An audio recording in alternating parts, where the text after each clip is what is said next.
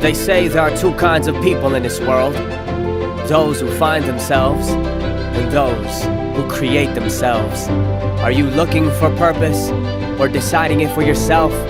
Will you plunge waiting for someone to catch you, or will you jump and build your wings on the way down? Seek a path, or carve a path. Wait for the future, or build it. What is a school but a set of walls waiting for greatness? And who are you but someone destined to achieve it? Here, between the street and the jungle, against time and tide, we push and pull just like the currents.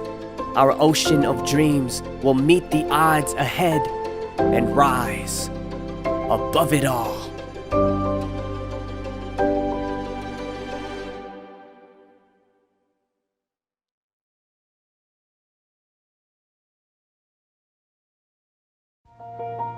The University of Guam Center for Island Sustainability leads and supports the transition of our island region toward a sustainable future through research, education,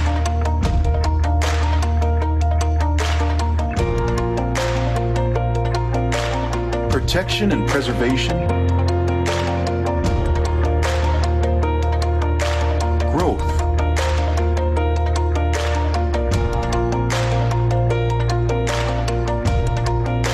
partnerships,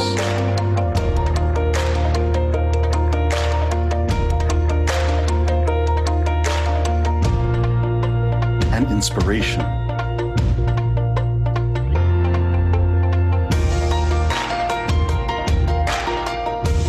Follow us on our journey to creating a sustainable future for our island and our world.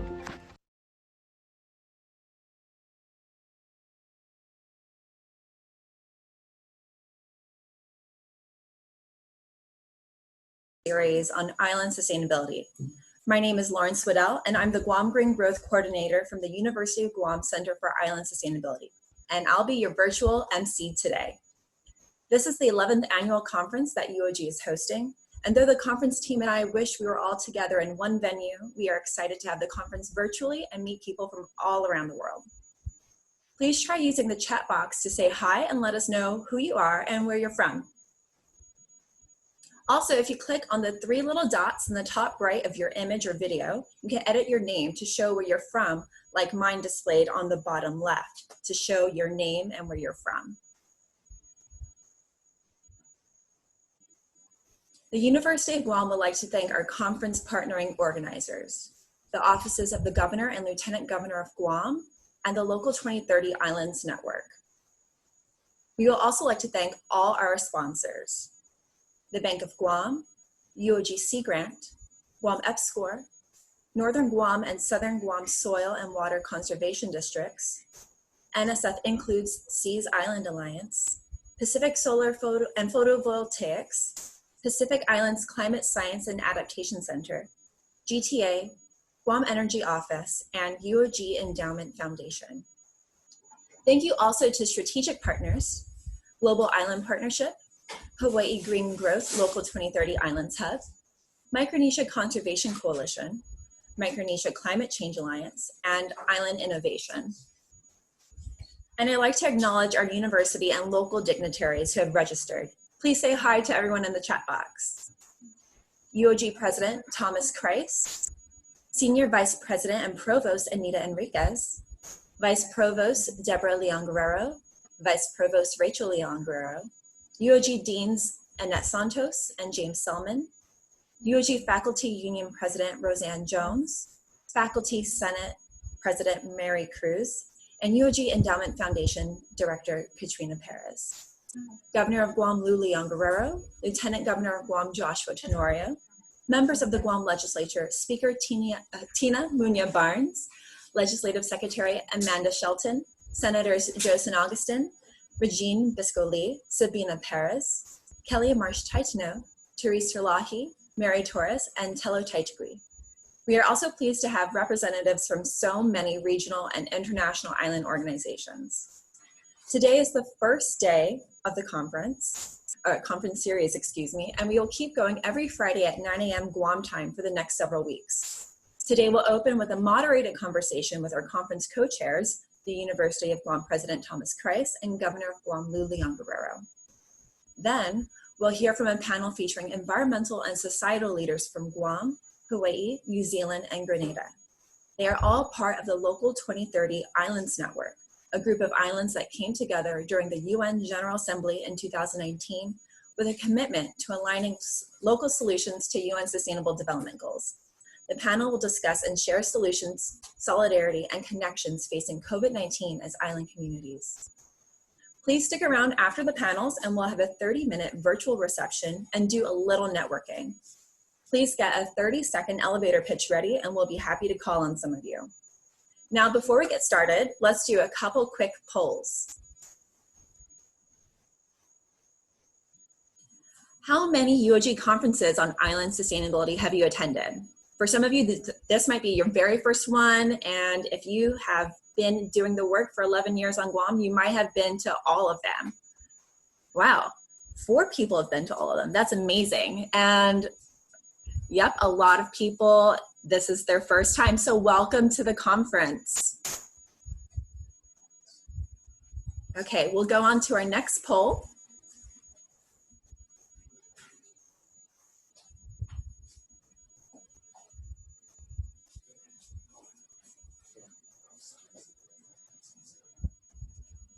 Second question, on a scale of 1 to 5, rate your familiarity with green growth initiatives.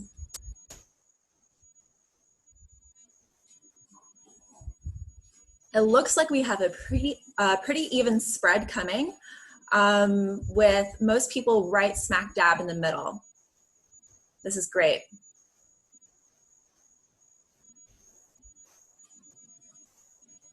Okay, next question.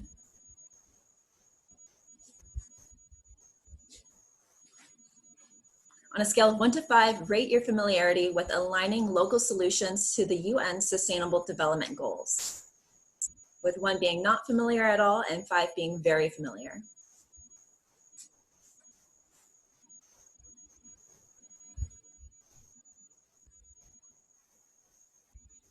It looks like another even spread with more folks being not very familiar with the UN Sustainable Development Goals and how to localize solutions. So I'm very glad that everyone's here so we could learn more about those together today. Okay, and our last poll for the opening session. On a scale of 1 to 5, rate your familiarity with the Local2030 Islands Network and their initiatives. Wow, it looks like we're getting a lot of people who aren't very familiar with it, but again, I'm glad that you're here so we can introduce this topic to you.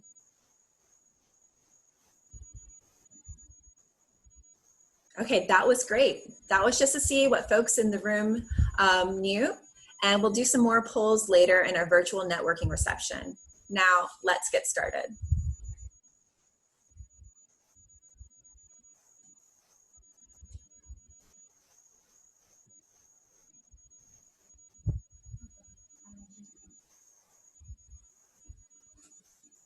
Long ago on Guam, the center of the island was mysteriously wasting away.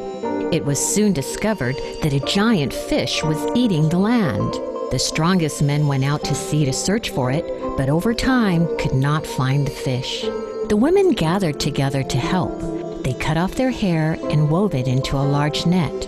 They sang songs to lure the giant fish out of hiding and captured it. The men helped bring in the fish for a feast. Together, they saved Guam and secured its future for generations to come. Islands are not isolated. This is just one story of island wisdom that teaches we must all work together to face the threats to our planet and our future. Join the University of Guam virtual conference series on island sustainability as we present the theme, Island Wisdom for a Global Future.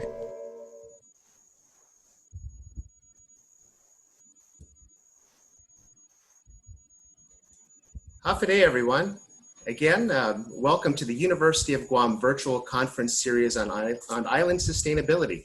My name is Austin Shelton, and I serve as the director of the UOG Center for Island Sustainability. And while we wish that we could have all been together in person, we recognize that this new virtual conference platform provides an unparalleled opportunity to bring islanders and allies together from around the world. As island people, we remain resilient and prepared to adapt to the challenges before us. Sustainability is more important than ever, and we are proud to continue moving sustainable action forward as we present the theme, Island Wisdom for a Global Future. Sijuas Maasi, and thank you for logging in to spend some time together today. In just a moment, I will be joined by our conference co-chairs. So let me introduce them a little bit. Dr. Thomas W. Krise is the 11th president of the University of Guam. He grew up in the U.S. Virgin Islands, and he is a former president of Pacific Lutheran University in Washington State. He is a graduate and former faculty member of the Air Force Academy, and he was also a Fulbright Scholar at the University of West Indies in Jamaica and has published numerous articles on island literature. Governor Lourdes Guerrero was inaugurated as the first female governor of Guam in 2018. She started her career as a nurse. She served 5 terms in the Guam legislature, and she was also the president of the Bank of Guam and president of the Guam Women's Chamber of Commerce. Hafide, President Krise, and Governor Leon Guerrero.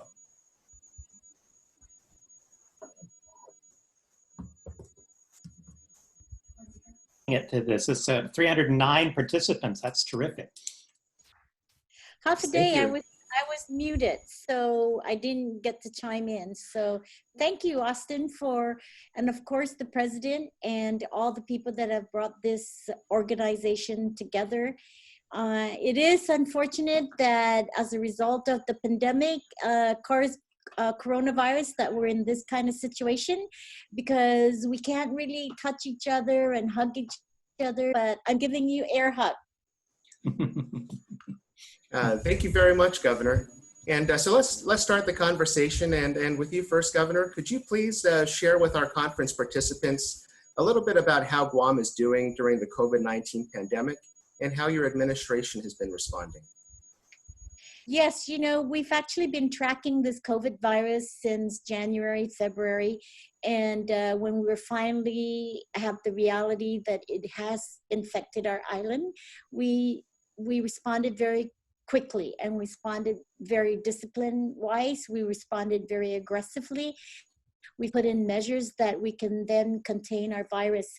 And so today, I'm really very happy to say that we have only had 146 cases. We have 131 recoveries. So we really only have about 15 active cases. And in terms of hospitalization, we have no one in the hospital that's COVID related. And in terms of testing, we are getting to the level of capacity where we have now expanded our testing out there. And one of the reasons we want to do that is we want to have an idea of community spread. And so once we get that information, we can then isolate people who are positive out there that we don't know are positive, but still contagious. So we can isolate them and make sure that our people's contact transmissions will be minimized. So we are now only looking at maybe 1 positive a day, 2 positive a day. We've done northern outreach. We're now at central outreach, and I'm very excited about the numbers. And so our administration continues to work very closely with our federal partners, our experts in CDC, World Health Organization, HHS, FEMA, and so forth, to provide the necessary supplies and resources to be able to fight this god-awful virus that has killed thousands and thousands of people worldwide. And of course, now we are seeing global COVID cases of 2.some million. It's something that is, I think, very unprecedented. And as we move forward and evolve, we're providing our own processes and templates, and we'll be even more ready for the next one. Hopefully no next one, but we'll be more ready. So I think our administration has been very responsive to fight. And I just want to say the community has also been very supportive and worked really hard they're struggling, they're tired of being in their homes, but they're very patient and tolerant and very supportive. Thank you very much, Governor, for sharing about how Guam is doing during this pandemic. President Krise, what is the status of the University of Guam and how are we responding and innovating at this time? Mm-hmm. So we've went, as so many other universities did, we went sort of instantly online. We delayed a week so we could all sort of figure it all out. And so we're operating, all of our classes are in remote operation, and we're on schedule to finish the semester and graduate about 342 students. At a ceremony, we've decided to do a virtual ceremony on the 18th of June. And so we're still working on the components of that. The university put on a telethon to raise money for personal protective equipment and food and water for the health centers and the hospitals and so on. Very successful virtual telethon with great, we had musical entertainment, we had tips on how to grow things in your yard, how to cope with isolation, all kinds of information and entertainment, and we doubled our goal and we wound up raising a total of $48,000 for masks and gowns and face shields and so on.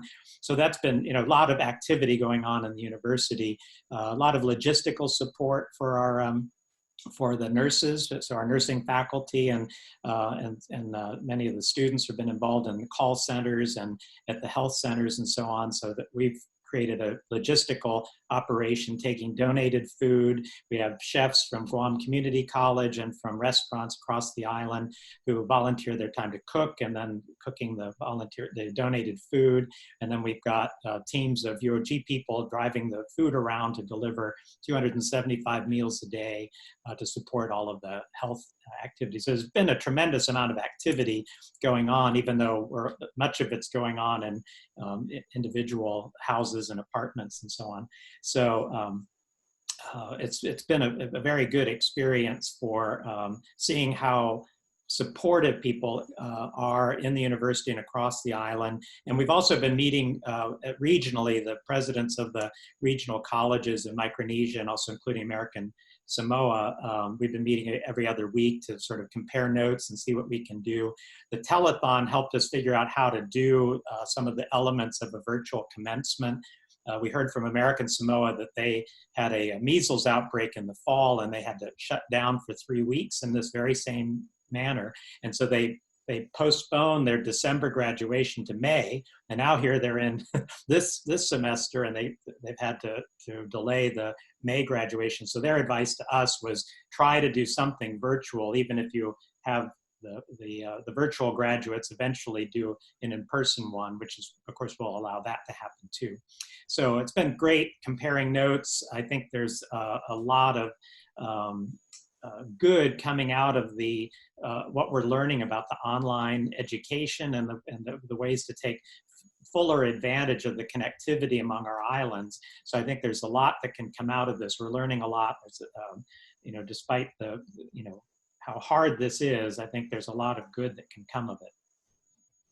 Thank you, Dr. Krise. Governor, as conference co-chair, you chose to present the theme Island Wisdom for a Global Future. What does this mean to you, and how is it relevant to all of our conference participants with us today? Of course, in order for us to prepare for the future, we need to learn from what we have now and what we have had in the past. And I think we here in Guam, in the Marianas, has a lot to contribute in terms of island wisdom. Historically, before we were ever introduced to the western part of the world, our people were very self-sustainable. We were a united Marianas, and we had a really robust commerce and trade between our islands. People that lived throughout the Marianas chain of islands were able to visit with each other using their galidi, their proas, go back and forth, and also a lot of commerce and trade using agriculture, also fishing, you know, all products that we can generate from our own natural resources from the land and from the waters. And so I think what we can learn from that is our ability to grow our own products, our ability to grow our own vegetables, our ability to fish, our techniques of fishing, and maybe include and add on technology to that for future global sustainability. And also just wanted to say that we also were very resilient and survived World War II. We were able to still live off the land. So we've had major disasters and major threats and even major struggles and battles that would then make us more encouraged and courageous about using our own wisdom, our own techniques for sustainability. One, of course, that we're facing is the pandemic, and it really just proves the point about how being very dependent of outside forces could also be a weakness, because you know, our ports could close very rapidly. Our island tourism, which is the basis of our economy is dead for all purposes. It's really affecting our people in terms of being able to provide for their family and provide for their normal, whatever normal is now, daily living. And so it just shows us that it's very important that we have the mechanism, the system, the programs, the products, the ways that we can sustain ourselves, because one click or one snap of the fingers could make us be totally isolated from the world. And we need to be prepared so that when that isolation, which is what's happening now, occurs, that we can be able to continue on with that. So when that happens, we need to make sure that we have used up or able to use whatever internal natural resources that we have. And so one of the things, of course, I've always been very focused on is how can we improve our agriculture system? How can we improve and increase and enhance our aquaculture industries? These are very two main industries that I think we need to totally focus on and make sure that it's vibrant, and make sure it is viable, and make sure that we can have those sources, not only just because it's the healthy way, and not only because it'll provide jobs and another industry for us to diverse our economy, but because it is the right direction, I think, for food sustainability, and also for economic sustainability, and even for social sustainability. And so looking back, learning from our ancestors is very good wisdom that we can use. We use that wisdom and knowledge and skills and information to move forward to our future global environment that I think should be totally made to convert back into the natural resources that we have. And that's, I think, the way we can sustain our livelihood, our viability, our quality of life. Excellent. Thank you very much, Governor, for sharing your perspective on our theme. President Krise, we're going to move into the conversation about the Guam Green Growth Initiative that we recently launched together with the Office of the Governor and 80 partners from across the island. And so it actually brings together academia, the private sector, and nonprofits. What are your thoughts on how we can all work together to achieve a sustainable global future in this concept of the Guam Green Growth Initiative? Mm-hmm. So I think a key idea of the Guam Green Growth Initiative is enhancing our resilience as a society. And so I think this pandemic has actually just called so much attention to our dependence on outside food sources. 90% of what we consume in Guam is imported, and I'm sure that's a similar figure for many of the other islands on the conference call. The alliance of the academic agriculture specialists and aquaculture specialists with the industry and with government to try to encourage this activity, I think, is really central. And so the role that academia can play is to provide expertise and training and examples of what works. And so we have our Triton Farm in Jigo here in the northern part of Guam that has demonstrations of aquaculture and aquaponic operations, as well as a variety of other kinds of agriculture. And we have, thanks to the governor's focus on aquaculture, we have a large shrimp hatchery, not only to produce shrimp, but also to create pathogen-free breed stock. And so we've just launched a public-private partnership to expand that operation. And so these kinds of opportunities help us to combine the needs of the island in terms of food security with business activities, with profit-making operations in agriculture and government support to help make these things happen. So in a weird way, the pandemic has made all of this much more obvious, and I think can help us with the kind of political will to see these kinds of projects through and to accentuate our resilience and our food security.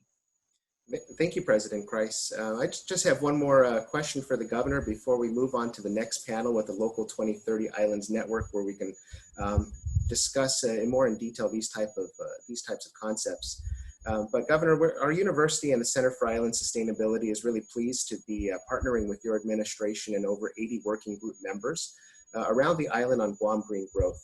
We're also thankful for our Hawaii green growth partners who are helping us along the way as they share lessons in a similar process. So we're excited for them to be on the next panel. What's really interesting, I think, that I learned from Hawaii Green Growth is that the green growth concept was actually initially developed as a strategy for economic recovery following the 2008 global financial crisis. So yesterday, Governor, you shared that your Chalan Hinemlu, or Road to Recovery plan for COVID-19. My question is, how do you think that Guam Green Growth can help lead the way to recovery and recreate an island economy more resilient to disruptions in the global economy? First, let me just say thank you for the partnership from all over our region here with the Guam Green Growth, because I do see the Guam Green Growth playing a very important role in our recovery. And how I see that is, I did roll up our recovery plan, and it's a very phased-in recovery plan, along with making sure we do testing, making sure we monitor our community spread, and making sure we put in measures to, again, continue to contain and sustain our low positive cases of COVID virus.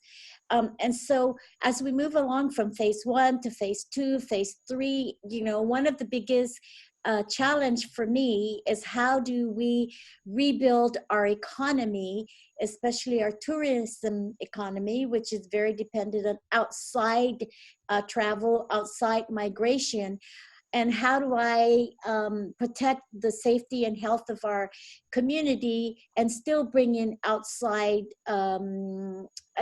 outside exposure and potential risk for COVID reinfection? So that's a big challenge that we're working on. But more so, I think, this is an opportunity to get together and look at what take all of our talented minds and ideas with focusing on sustainability, focusing on, of course, environmental cleanliness, focusing also on the goals of the UN, you know, lifting people out of poverty and so forth, and focus on what industries do we have here that we can exhaust and that we can expand and that we can grow. I'd love if we could be seen as the, not to be seen as the center of aquaculture industry or as the center of agriculture industry in this part of the world, as the center of, we can now export our products over to Asian market, right? That to me, that would be just great for the future of our people. And working together with the University of Guam and also the very bright minds of our people. And let me tell you, we have a lot of talented people on island. Just think a small island like Guam, and our COVID cases are way, way, way low. And I think we're the lowest. And that's because of our talented group of people here and our persistence and our passion to protect our island, our people, and our community. So we need to look at what diverse economy we have to have that is not so reliant on outside forces. And there's a lot. There's a lot. So when you look at a community, you look at what human resources do we have, because I think those are natural resources of any communities, your human resources. Let's look at our human resources, what we can do to train them, what we can do to educate them, what other industries that we can bring in. Telecommunications is one, distance learning is another, a lot of things that we can do through internet and networking and technology, and group it together with our brothers and sisters in the other islands, right? The sovereign nations, we have Hawaii, we have Australia, way down Australia. I mean, I think the options are vast out there. And I would like to see our recovery towards, hey, let's get a group of people to start working on this, you know, planning on what those diverse economies can be to strengthen that so we are sustainable. Thank you very much, Governor. Great answers. And thank you very much, Dr. Krise. Thank you both for agreeing to co-chair our University of Guam virtual conference series on island sustainability. It was wonderful having this opening discussion with you. And thank you all to our participants. We're at about 326 in the room right now. That's really great. Thank you all for logging in. Now we're just going to play a short transition video, and we're going to jump right into the next panel with Kate Brown, the Executive Director of the Global Island Partnership. So see you in just a minute. Thank you. Okay, thanks. Thank you. Is this your panel, Josh?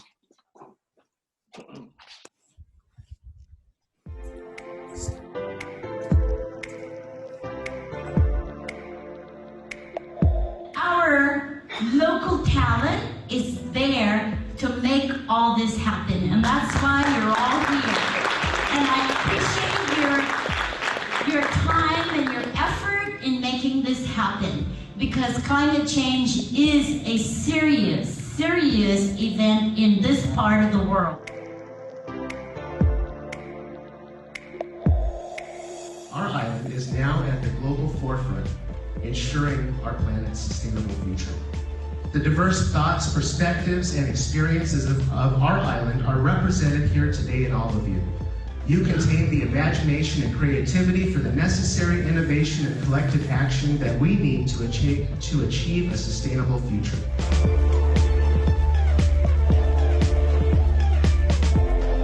Part of what we in the university and everyone in this room need to do is to help people to understand that these are interconnected goals. And we can develop more food security with aquaculture, agriculture, to provide more of our own food and our own things for sustainability. It'll help with poverty, it will help with clean water, it'll help with many of the, I mean, really everything.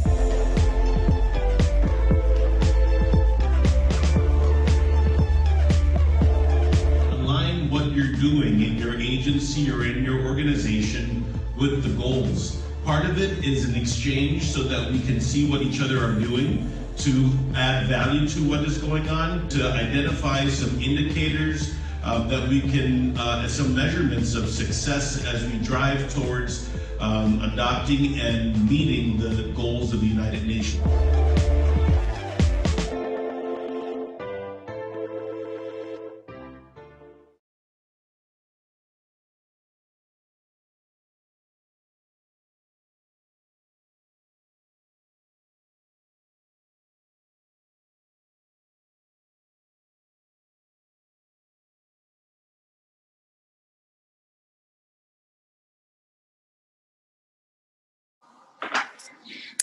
Hello, it's Kate Brown here from the Global Island Partnership, and welcome to this next part of this opening segment of the Island Sustainability Conference. And we're going to run through for the next hour, hear from a few islands and some others, and then you'll have the opportunity to ask questions both through the chat and to the moderator directly. So I'm going to moderate this next section. I also wanted to really say thank you to President Krise and Governor Leon Guerrero for leading us in with really a very local example of what's possible. And a lot of what we're going to be talking about through this next segment is what are some of the responses, what were islands already doing, and how can we react now? I'll introduce each speaker as we go through. What we're going to do in this event, which is Island Platform on COVID-19 Responses, Sharing Support and Solutions, is talk through what islands are actually doing. But firstly, we have some housekeeping notes. We want to remind you that this panel is being recorded, so you'll be able to watch it later, and we'll also ask all of the attendees to send your questions to panelists through a chat box. So many of you, I can see, have been putting comments in the chat box. If you want so for the panelists specifically, put your questions in the chat box with a direct message to moderator, so in the name of who you send it to, and then any other comments and resources you can put into the chat box. So please feel free, if you would like to share something that's particularly relevant to this session, please put it into the chat box. In this panel, as I said, we're going to hear from early island leaders of the Local2030 Island Network. And as we heard in the last segment, it was launched last year during the UN General Assembly. And the network is really focused on connecting these islands that are making some effort on implementing sustainable development in their islands. In the last few months, the network has actually pivoted to focus on providing a forum for islands to share solutions and support each other through this unprecedented global pandemic and economic catastrophe that we face as a planet. And our focus is really islanders helping islanders. So that's very much what you'll hear in the virtual platform. And I really, as UN Secretary General Antonio Guterres said in early April, finally, when we get past this crisis, which we will face a choice. We can go back to the world as it was before, or deal decisively with those issues that make us all unnecessarily vulnerable to crises. And our roadmap is the 2030 Agenda and the 17 Sustainable Development Goals. The recovery from the COVID-19 crisis must lead to a different economy. Everything we do during and after this crisis must be with a strong focus on building more equal, inclusive, and sustainable economies and societies that are more resilient in the face of pandemics, climate change, and the many other global challenges we face. What the world needs now is solidarity. With solidarity, we can defeat the virus and build a better world. That came out in April, but at the same time in our network, we also had really come to the same conclusion, and really with this focus on solidarity, and that islands working together can go much further. As a result, we've pulled together a group of partners focused in the short term on the virtual platform that will help islands on the solution, solidarity and connections, and really create a space for sharing how to build back better in the face of the crisis, and with appreciation of the other long-term crises that face islands. And I would like to really acknowledge here the interim steering committee of the Local2030 Islands Network, which includes everyone on the left-hand side of this column. And then we also have a set of virtual platform partners, which is ever growing, that are helping us to kind of both spread the word and connect islands both to the network and to the virtual platform. And we really thank all of them for their efforts. Without further ado, and I think you can, Brianna has shared more information about the Local2030 Islands Network in the chat box, but without further ado, I'd like to introduce our first speaker, who is a longtime colleague of mine, Dr. Spencer Thomas of Grenada. He's actually the Local2030 Island Network's interim steering committee chair, and we really thank him for taking this important leadership role in the network. But he's also Grenada's ambassador and special envoy for multilateral environmental agreements and the country's lead negotiator for climate change and biodiversity. He's a former financial secretary and economic policy advisor in the Ministry of Finance in Grenada, and holds a doctorate in energy economics and master's and bachelor's degrees in economics and in telecommunications regulation and policy. He's also a board member of the Global Island Partnership, which I work for. So Dr. Thomas, you have the floor. Could you please put on your video so that we can see you? Thank you.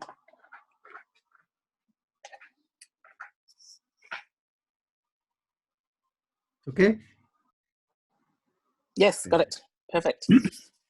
Thank you very much, Kate, for this kind introduction. Greetings to all. We are glad to have such a strong turnout for this second event of our Virtual Islands platform for the COVID-19 response. First, let me say thank you also to the government and the University of Guam for hosting this virtual conference on islands wisdom for a sustainable world, a sustainable global future. I am speaking in my capacity as the chair of the interim steering committee of the Local2030 Islands Network, which is a coalition of islands and institutions that are committed to local efforts and solutions to advance the UN 2030 Sustainable Development Agenda and its Sustainable Development Goals. Islands are indeed taking innovative and groundbreaking actions to further the UN SDGs. And the premise of the network is that we have an opportunity to lead in the effort to actualize the SDGs at the local level, where the game is often won or lost. We benefit as islands community by coming together for more effective and sustainable development. And we can show the world the solutions that we have that work. We announced this network in New York during last year's United Nations General Assembly. And we have been working to make the network fully operational by this year's UNGA in September.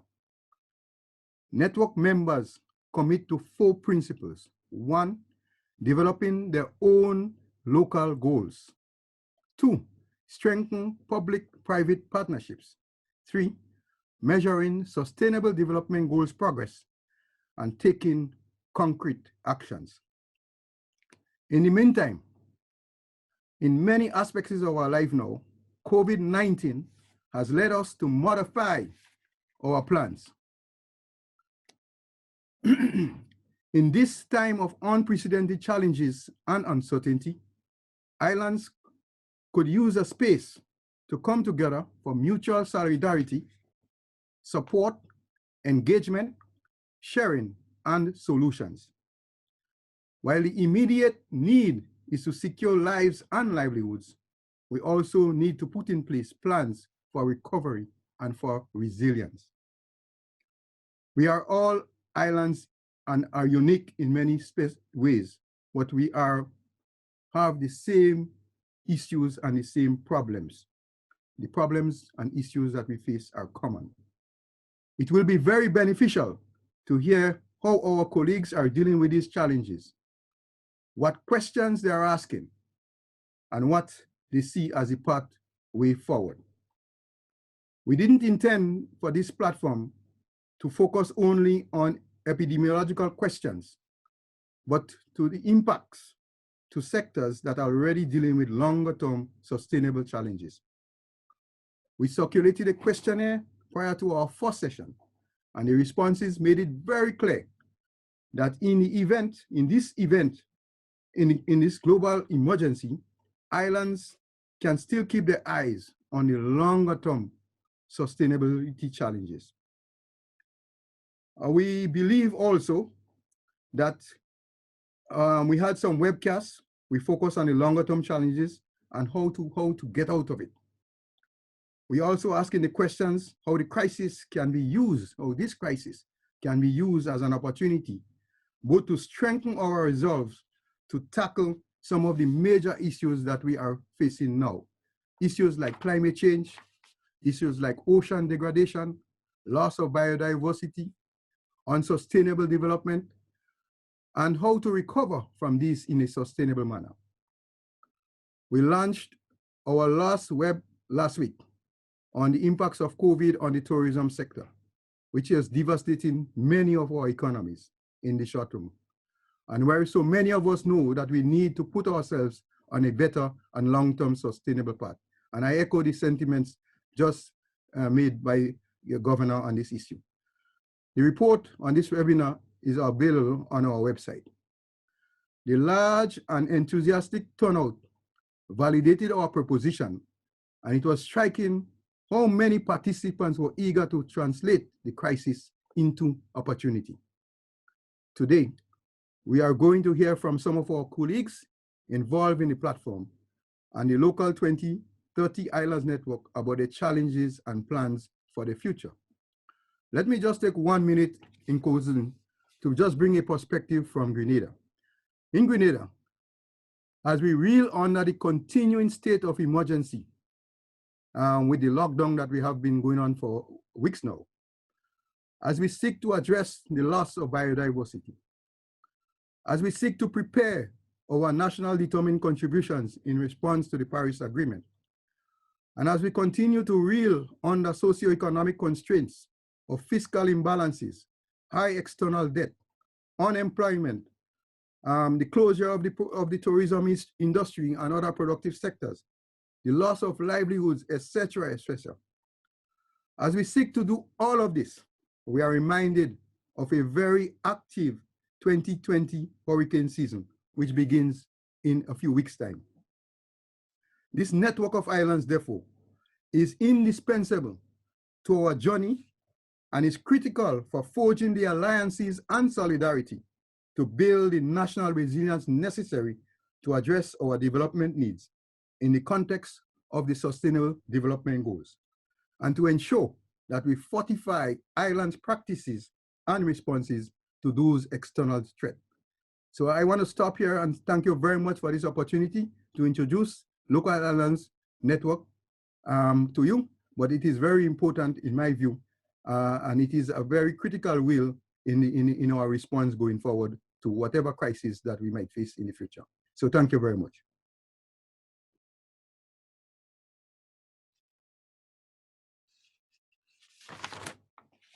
Thank you very much. Okay, thank you so much, Dr. Thomas.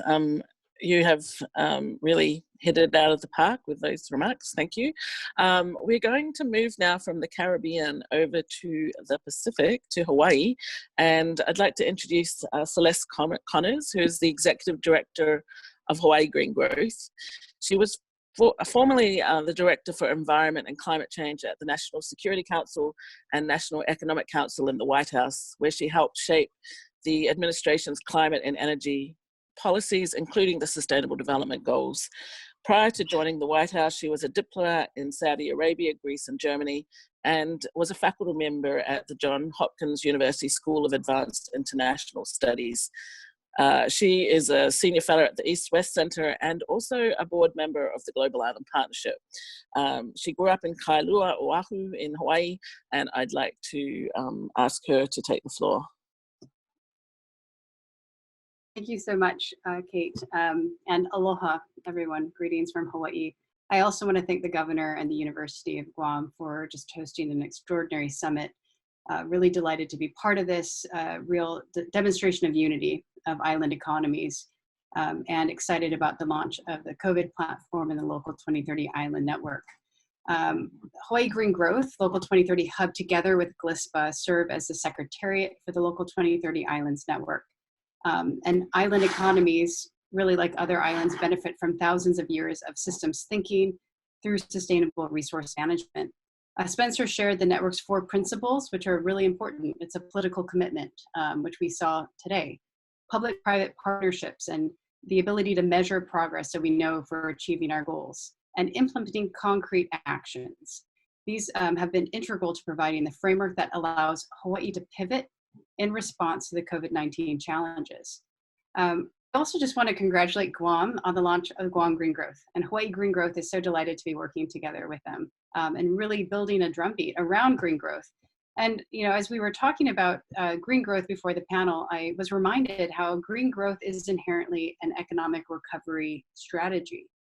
By way of background, it was the leaders of the Organization of Economic Cooperation Development, or OECD, in 2009, as a result of the financial crisis, in a statement that they agreed to strengthen their efforts to pursue green growth strategies as part of their response to the current crisis and beyond, acknowledging that green and growth can in fact go hand in hand. And they committed at that point to encouraging green investment and sustainable management of natural resources, to use efficient and effective climate policy mixes, including through market-based mechanisms and regulations and other policies. Now, what was interesting is that this was further embraced by the leaders of the Asia-Pacific Economic Cooperation during their meeting in Honolulu in 2011. And there, the leaders actually committed to advancing their shared green growth objectives. They agreed then that they must and can expose the region's economic and environmental challenges by speeding up the transition to a low carbon economy in a way that actually increases energy security and creates new sources of economic growth and employment. So again, green growth is inherently an economic recovery strategy against the backdrop of COVID. It's important that we recall this as we're embracing and celebrating the launch of Guam Green Growth. And it was from this meeting in APEC actually that Hawaii Green Growth emerged as a public-private partnership focused on implementing a green growth economic development and sustainability plan for Hawaii. In fact, we were just on a call this morning with members of the Sustainability Business Forum that we chair in Hawaii. It's a group of 24 Hawaii-based CEOs that are committed to these triple bottom line outcomes and building community resilience, focused on environment, social governance, or ESG issues. And so COVID-19 has seen a renewed focus of our business leaders on those ESG principles. To share a little bit about the Aloha Plus Challenge, the Aloha Plus Challenge is grounded in host culture and island values, or He Nohona Ai Oia. It's a commitment to 6 consensus-based statewide sustainability goals and has received unparalleled political support. The state legislature passed the Aloha Plus Challenge resolution in 2014. Our local initiative actually predates the UN SDGs, which were agreed in 2015 by all member states of the United Nations. The governors in Hawaii, the governor and the mayors, the Office of Hawaiian Affairs, our congressional delegation, and the local state legislature all signed a joint commitment to renew their commitment to the Aloha Plus as a local framework to deliver against the SDGs last year. So what makes this all possible, these goals and the implementation? I mentioned that Hawaii Green Growth was launched in 2011 following APEC.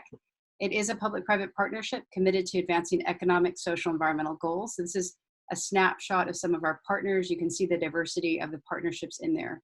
And what we actually do regularly is we convene statewide public and private sector partners to identify joint actions, including shared measures, policy priorities, projects, and innovative financial mechanisms to drive the implementation of our goals. Actually, last year, as part of the Local 2030 initiative launched by the Deputy Secretary General of the United Nations, Hawaii was recognized as a Local 2030 hub, tasked and asked the scaling Hawaii's model in a locally and culturally appropriate way to other island economies. And again, what we see with Guam and what is remarkable with Hawaii and our other island partners, it's really local solutions that are being scaled to deliver against the SDGs rather than a top-down approach. To the point that Spencer made earlier, one of the principles is how do we know where we're going if we don't know where we came from? How are we measuring what matters? And so an ongoing consultative process that we lead, which informs the Aloha Plus Challenge dashboard, is right here in this slide, and it tracks progress on all 6 goals. The dashboard itself was developed over 3 years, a consultative process across our entire state with the input of over 500 statewide stakeholders. And so in Hawaii and elsewhere, the COVID-19 pandemic has caused disruption at the scale of a natural disaster while not yet disrupting physical infrastructure. So leading not only to a public health crisis, but an economic crisis that has affected our supply chains, our tourism economy, travel, business, and social activities. So the outbreak has revealed both vulnerabilities and strengths in Hawaii's ability to withstand this crisis. In response, if you look at our Aloha Plus Challenge dashboard right now, you can see the spotlight on COVID-19. We're tracking metrics on the state of Hawaii's resilience and adaptive capacity in the face of this crisis. So over here, you can actually see how well Hawaii is able to slow the outbreak through social distancing.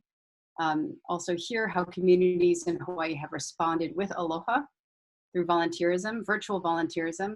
Hawaii's public health preparedness is also reflected here, as well as a case study of the 2008 financial crisis and its impacts on islands in Hawaii in particular.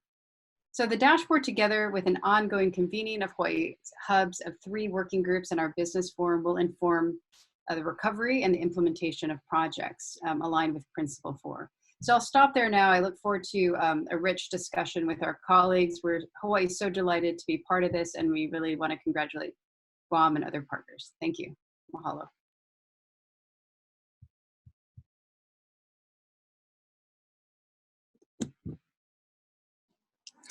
Thank you. Thank you so much, Celeste, for sharing that. And I also wanted to acknowledge, since we're in a conference in Guam, that the Aloha Plus Challenge was actually, even in the name, inspired by the Micronesia Challenge, which is the challenge and launched in 2006 across Micronesia by Micronesian leaders focused on a set of conservation and finance goals, and which is coming to, in 2020, to its endpoint and is reframing itself for future activity and has been very successful. So there's some kind of great story linkage between islands here. So, and that's awesome. I'd like now to introduce Honorable Joshua Tenorio, the Lieutenant Governor of Guam.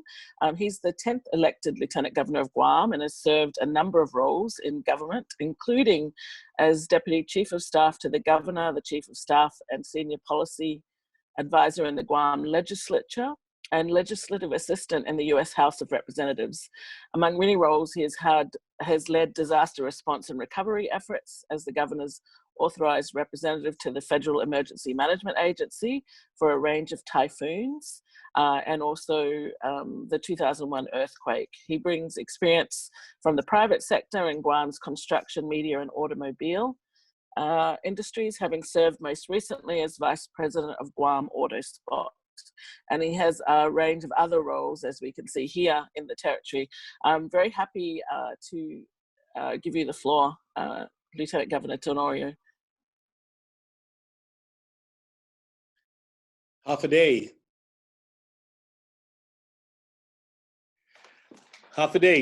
So I just wanted to thank everybody for attending, and I think the points that I wanted to emphasize, coming off of some of the remarks that Celeste made, one of the UN development goals is partnership, and we see this as a partnership amongst like-minded governments, NGOs, people.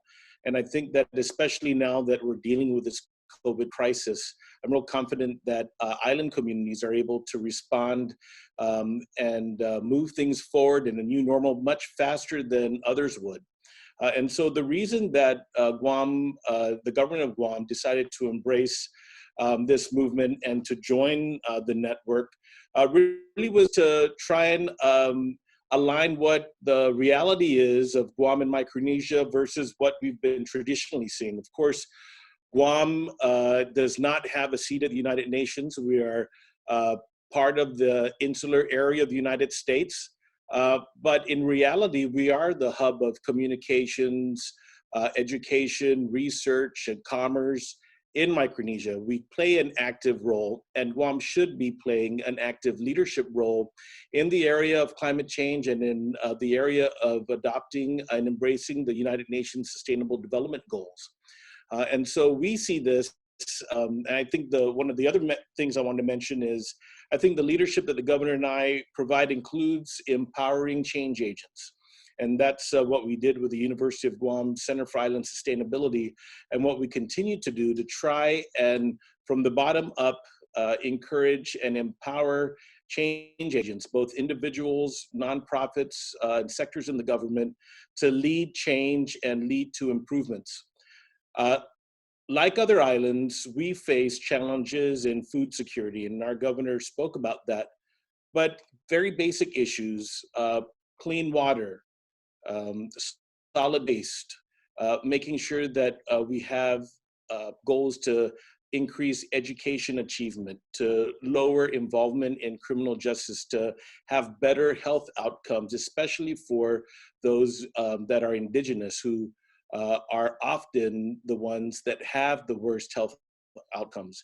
And so the Guam Green Growth strategy, and the government of Guam strategy, is to align exactly what we're doing in the agencies and with the nonprofit world and individuals and drawing their support to the 17 Sustainable Development Goals that we've decided to embrace. And so I just want to recognize Dr. Krise and Dr. Shelton for agreeing to facilitate this effort with our leadership. We were able to convene in a very positive way several months ago, identifying goals that we're willing to adopt and measure our progress in reaching those goals. This partnership, by the way, with Hawaii Green Growth, we are looking forward to adopting and incorporating a lot of their approaches in measuring the progress that they've set out to do in Hawaii, and use that framework and metric to really account for our efforts and to focus our efforts to meet the goals, but really to improve the outcomes and the situation in Guam.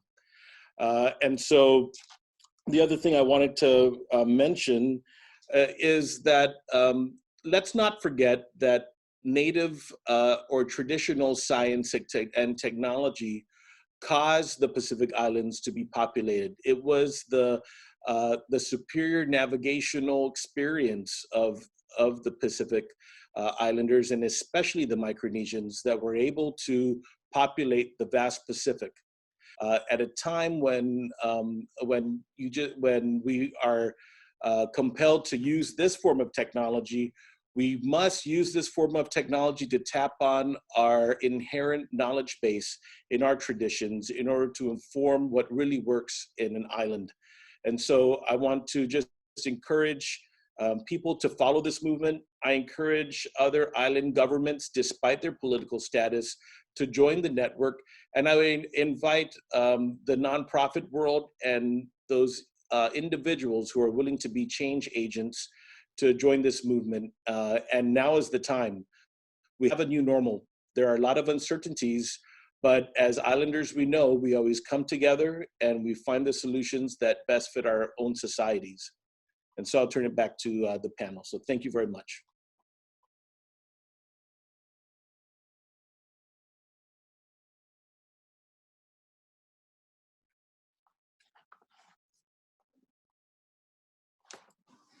Thank you. Just waiting to get unmuted. That was wonderful. Thank you, Lieutenant Governor Tenorio.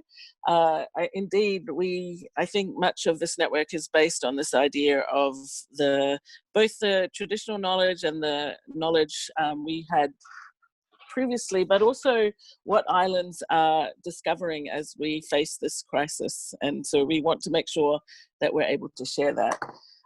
With that, I'd like to move to our next speaker, which is Casey Brown. She's the Vice President for Policy and Strategic Initiatives at the UN Foundation, where she works on policy issues across the organization, including new trends and opportunities. This is such as this. She has helped stand up special initiatives such as the Business and Sustainable Development Commission and the World Benchmarking Alliance. She had other roles earlier, including as Chief of Staff to the US Special Coordinator for the Sustainable Development Goals, and has worked at the State Department previously. Thank you very much for joining us today, Casey. You have the floor. Thank you so much. Thank you, hosts, for having me. And I just want to say welcome from my home to yours too. You may very well see my children running around in the background. I apologize, but this is also the new normal. So, you know, as we've heard from the other panelists, including just previously, you know, islands, I think, really are the microcosm of the best that humanity has to offer. And as the video at the outset of this session laid out, you know, islands are also not isolated. You're pushing the frontiers of sustainable development, resilience, and climate action, and you're bravely asking and encouraging other countries and actors to do the same. And just last week, we saw a group of small islands stand up and recommit to climate action in the midst of this global pandemic, and really saying we need to address, you know, we need to address the urgency of the now and the protection of our planet in the future. So we need to be seeing more of that as we're looking ahead.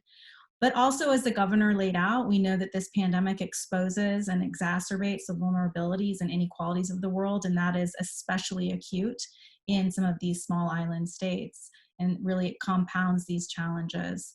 So as we've heard today, it's really important that we're seeing islands coming together, supporting one another, learning from one another, innovating from one another, creating green growth strategies together from one another, and collectively facing the challenge that is at our doorsteps of this COVID and global pandemic now, and also preparing to build back better. That's why the United Nations Foundation was so honored to be a founding partner of this Local 2030 Islands Hub. We truly believe that locally driven solutions are crucial for building this more just, sustainable, and resilient world. And Kate provided this very powerful quote at the outset from the Secretary General about the imperatives of solidarity, which is so true. You know, the UN Secretary also really believes so strongly in the power of local action to achieve these sustainable development goals. And so he wanted to create something that lifted up, celebrated, and use local efforts and actions as models to help us to advance these goals over the next decade. And that is why Local 2030, the Local 2030 Network was created, and Local 2030 Islands Hubs is a crucial member. You know, since this pandemic, the hubs, the Local 2030 hubs, have started coming together virtually to also share lessons and to figure out how to reorient and band together during this health crisis, which is so important. So all to say, we are so honored and proud to work with you, to learn from you, and to figure out how to deepen these kinds of partnerships as we're going forward. So thank you so much, and we look forward to this continued cooperation. Thank you so much, Casey. And it's been really great working and learning from what other, not just islands, but what others are doing in terms of addressing the sustainable development challenges, and now with the layer of COVID-19 response on top of that. We have now a respondent who is going to speak, and I'd like to call on Jessica Robbins, from the Director of the Tasmanian Way in Tasmania, to give us a short remark. Thank you so much, Kate, Guam, and the entire island family. It's lovely to join in from Tasmania, a little bit colder down here. I really wanted to thank you all for your dedication, though, to really putting resilience and green growth front and centre as the true goal in recovery from this pandemic. Recovering to a previous state is really not enough. We need to take what this crisis has shown us and really harness that moment of unity and momentum to recover much stronger. So here in Tassie, we're really at the starting point in taking our first steps in our journey to recovery and resilience. The burning question for us is, how do we build on a strong foundation of our local food systems, our 90% renewable energy and social support systems to really build a much stronger, more resilient and vibrant future? One that's based on collaboration and cooperation is what islands really demonstrate to us. So the Tasmanian way is very much been inspired by Hawaii and what you're doing there, by the Micronesia Challenge, and we will really be focused on bringing Tasmanians together to figure out how we can best answer this question. We're really enthusiastic to learn and share from what other islands are doing as we move forward on this path, and really see the Local2030 Island Network and Global Island Partnership is really critical and vital to this happening. So we're really looking forward to becoming more involved in this journey, and congratulations to Guam and for hosting this incredible conference. We really appreciate it. Thank you. Thank you, Jessica. And we're really like to welcome Tasmania, which is obviously part of Australia and the southern part of the Pacific, into this group of islands working together. So welcome. I'm now going to acknowledge that there is a lot of great questions and comments in the chat box. And so we really thank everyone for putting those forward. We want to actually give add some of these. So I would like to ask all of our panelists, and I'll call on you one by one, to give us the answer to kind of how this virtual platform and working with other islands and being involved in this network can support your island in recovering from COVID-19 and achieving sustainable development in the long run. So I will ask Spencer if you could give an answer to this question. Thank you very much, and thank you, Kate. I want to answer this question by just giving a brief example of what happened in the past. In 2006, I was at a meeting in Curitiba, where the Micronesian Challenge was launched. And a few years later, inspired by that launch of the Micronesian Challenge, the Caribbean Challenge was launched. And I believe this is the example of what I'm speaking here in terms of how we can learn from each other and to the betterment of all of us moving forward. I could also remember the Hawaiian Great Growth Initiative when it first came to the GLISPA agenda.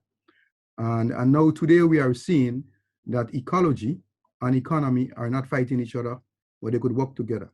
We also now seeing the other E, epidemiology, is also be consistent with moving forward. As we heard from the Placentia Dialogue, the health of the economy, the health of people, and the health of the environment can all work in concert with each other. So my point here is that we can learn from each other, we can be inspired by each other, and it can end up to the good for all of us and that of humanity.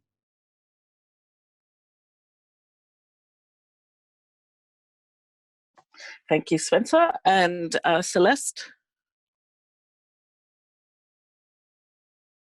Just waiting to be unmuted here. Okay, great. I agree with what Spencer and others have said. You know, this is really islands inspiring other islands.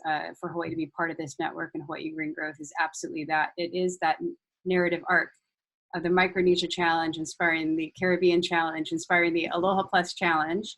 And then I'm delighted to hear from our colleague, Lieutenant Governor, how then what Hawaii is doing through the Aloha Plus Challenge and the dashboard can in fact go back around and work on how we measure progress on a consensus-based way.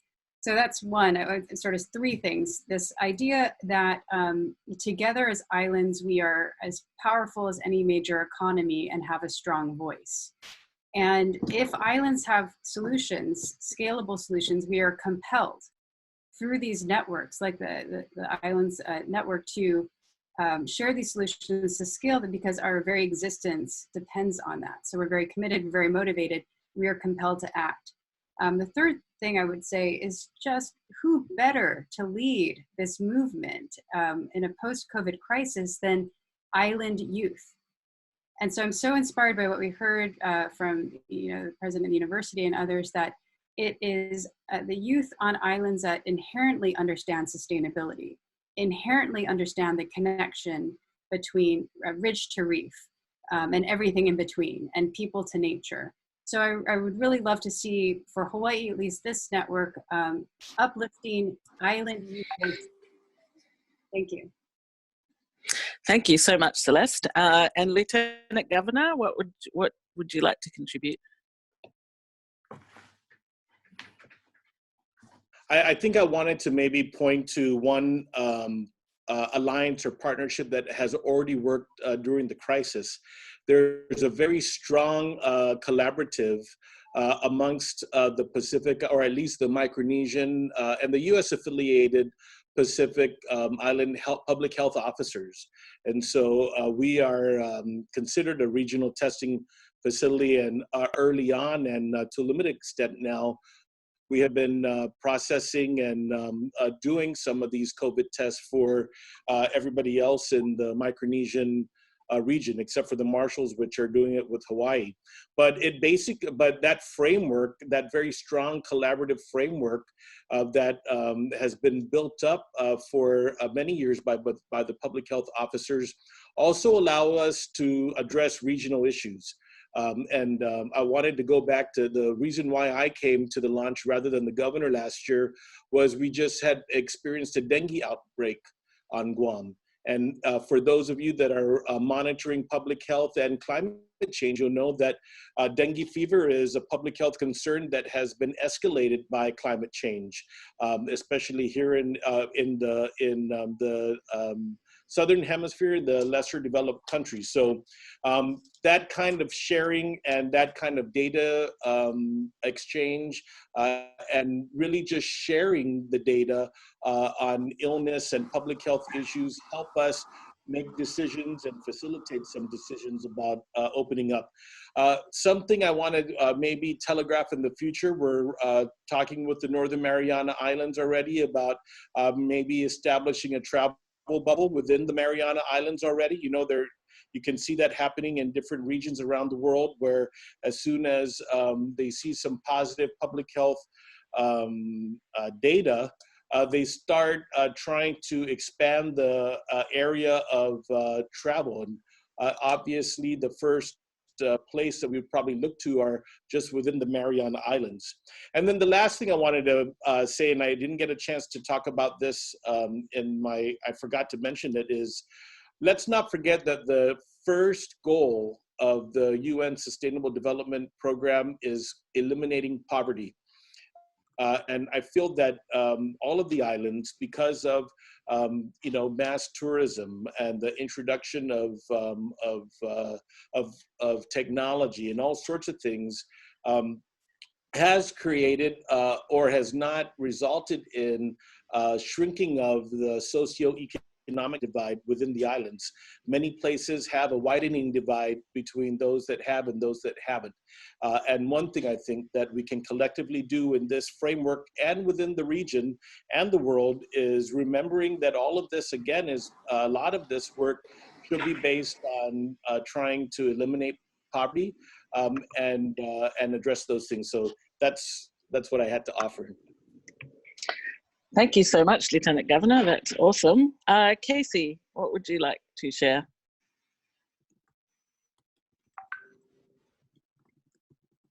Sorry, just coming off mute here. Not as an islander, but as a partner. Really, I think three things, just picking up on the good interjections already. One is just that you're really on the front lines of trying to tackle these interlinked challenges and these very acute interlinked challenges, whether it be on development issues, health issues, climate issues. Two, I think demonstrating and showcasing strength and solidarity. I think in today's climate, you can see that there is a need for showcasing that this global community can in fact work together and can do so in a positive and empowering way to show that we can address this crisis, and also we can work together to build a better future for our children. And third, I think that having an opportunity to connect real innovations and solutions of these very specific efforts to create this crescendo of solutions at the global level, frankly, to demonstrate that whether you're talking about negotiating on climate change again, or there's supposed to be a food systems summit next year, that really you have solutions, innovations, and are also trying to work together to be very honest about the challenges that are at hand. And so that is what makes me quite motivated and inspired to work on this initiative and with you all. Awesome, thank you, Casey. We're going, so a couple of things. One, we have a great team working behind the scenes, kind of pulling together many of your questions and some of the themes that are coming through both the Q&A box and the chat box. As you can see on screen, we're asking people to put into the chat box what challenges your island are facing and whether you have bright spots to share in addressing these challenges as we go through the next few minutes. And we'll include that in what comes out of this discussion. We really appreciate that there is a lot of things out there that people are doing that may not be having the same profile as what we've been talking about, and we really want to give an opportunity to learn what some of those things are. In terms of some of the themes that we see coming through what all of you, and thank you very much for this, have been contributing, include the importance of food security. This is a theme that has been brought up in every single conversation I've had since COVID-19 happened with anyone, whether it's a person here in my local town in New Zealand or an island leader or people working on islands, and obviously a very important issue. The role of women leadership on global sustainability has come up a number of times through the chat box. The issue of youth leadership, Ridge to Reef environmental stewardship initiatives, and we've heard a few of those, and really the shared challenges to islands from COVID-19 affecting tourism, economy and trade, and the opportunity for new sustainable economic recovery pathways are some of the things that this very astute group of participants in this webinar have brought to the fore. And so thank you very much for that. On the issue of tourism, as was indicated earlier, we had a webinar on tourism last week, and I encourage you to look to, you can watch the recording of that. There was some really interesting issues brought up. And I think some of those issues are very similar between this panel and that panel. And it comes down to people, how we support the people in islands, how we connect those the people in islands to learning from each other and to the feeling that they're not in it alone. I'd like to also indicate that I'd like to actually get a very short comment from each of our speakers. If you can give a 30-second to 1 minute final remark, and then we'll close out the session with some announcements of future webinars. So I will start actually at the end with Casey, if you would like to give your final remarks of 30 seconds to a minute. Just one final thing you'd like us to take away. Just that we can't learn enough from you all.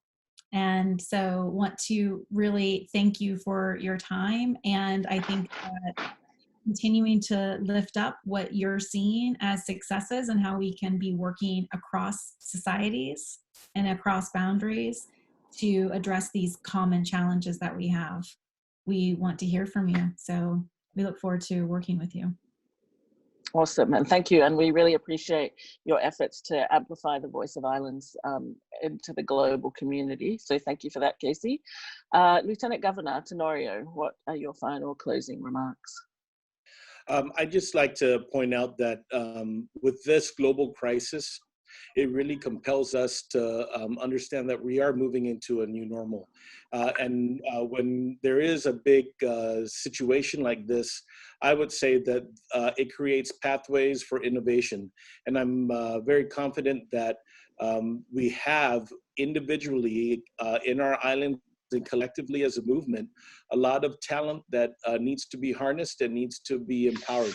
And I'm looking forward over the next few weeks and months to seeing new people, new organizations come into this public square and provide new and better ways in this life, the new normal of life that we will be looking forward to.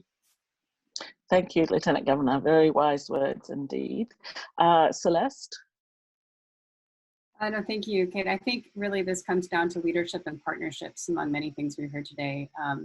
And, you know, COVID really underscores the need and the value to work together. We, as a Secretariat member, we welcome everybody's participation in this. And together, islands can really and truly find and scale those innovative solutions that can help everybody out of this crisis. So thank you very much. Thank you, Celeste. And Spencer, the final words.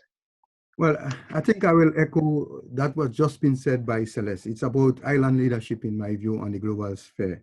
I think I could give you two very quick examples. One in the past, I think the Paris Agreement, which we are touting now as the pathway for climate change, it would not have been possible without a small island in the Pacific, Marshall Islands, taking a very firm, strong leadership at the highest level of government. And I think I could go on record with this one.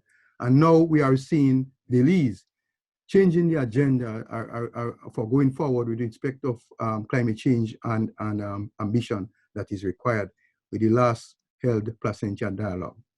But I think my final word will echo from what the governor has indicated with respect to food security.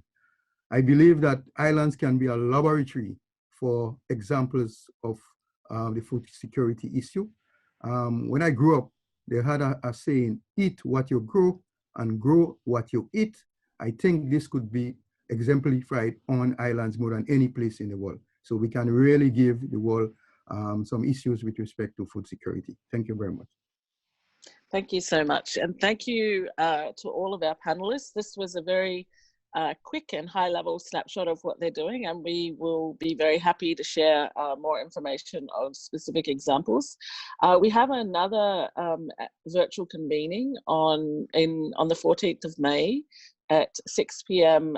UTC, and that's focused on economic recovery and resilience. So this panel today was really the first opportunity to hear about the network and the virtual platform.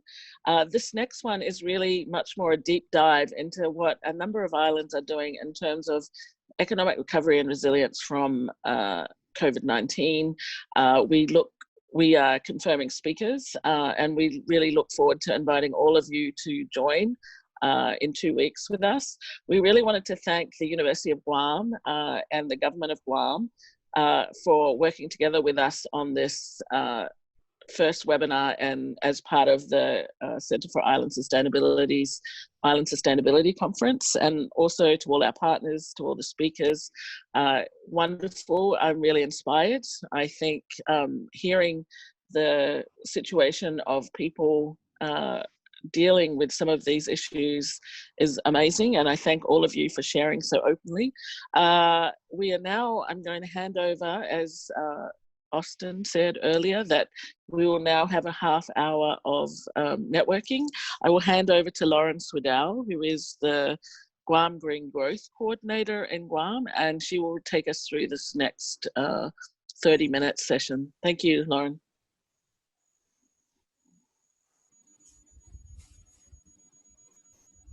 Thank you, Kate and panelists, for that great discussion. The work you're doing is very important to connect our islands and to amplify and strengthen our efforts to use local island solutions to advance the UN Sustainable Development Goals. I hope the Local 2030 Islands Network continues to grow, learn from each other, and implement solutions for a sustainable future. Before we end today's conference session, let's just do another round of polls to see how you enjoyed the first day of our conference. Okay, first question. Do you have a better understanding of green growth initiatives? Great. A lot of folks are saying that they did have a better understanding of green growth initiatives. So that's awesome. So we'll go to the next question.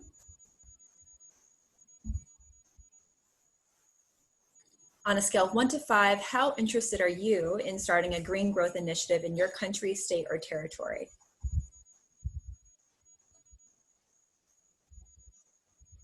That's really great to see that places already have green growth initiatives and other folks are very interested in having them. That's wonderful. Okay, third question. Do you have a better understanding of aligning local solutions to UN Sustainable Development Goals?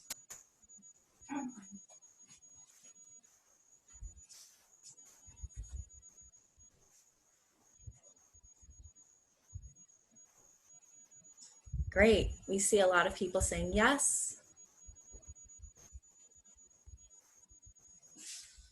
And of course, if you want to find out more information, you could go to, sorry, what was the website again? The Islands 2030 website. Okay, next question.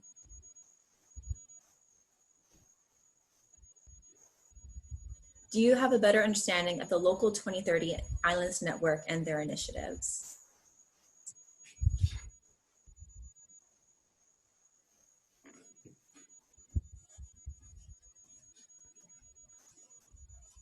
Great. A lot of folks are saying yes. Okay, and we'll do the last question. On a scale of 1 to 5, how interested are you in having your country, state, or territory join the Local 2030 Islands Network? It's great to see a lot of interest and also that there's already membership in the Local 2030 Island Network. That's awesome.